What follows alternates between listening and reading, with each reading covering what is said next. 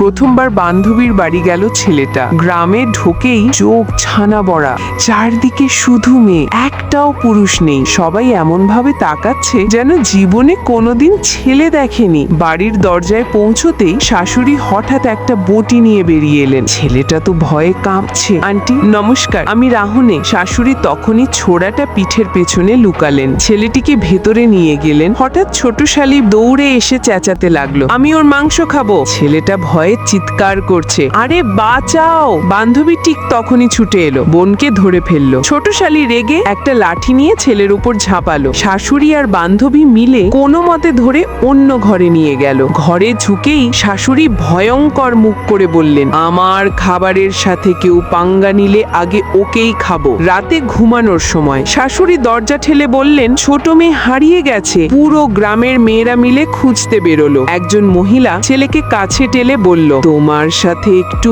আলাপ করি।